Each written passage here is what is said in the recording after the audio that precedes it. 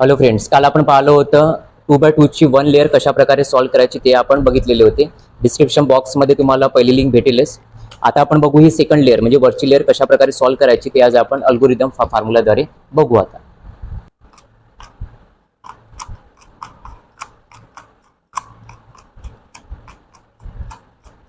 ठीक आहे, तर बघा आता ही वाली पहिली लेअर आता दिसते. आता ठीक आहे, तर ही पहिली लेअर पूर्णपणे आपण आता सॉल्व्ह केली. आता आपण बघू वरची लेअर कशा प्रकारे सॉल्व्ह करायची.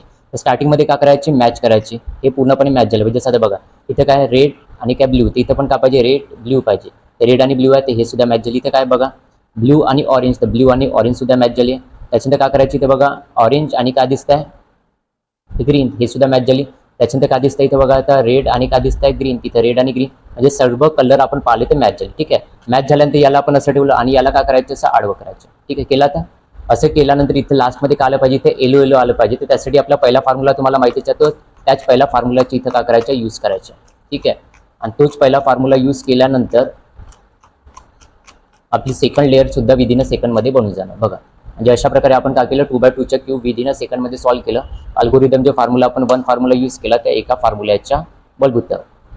अशाच प्रकारचे तुम्हाला क्यूब शिकायचे असतील तर ऑफलाईन ऑनलाईन क्लासेस आपले चालू आहेत. ते बॅच तुम्ही जॉईन करू शकता. धन्यवाद.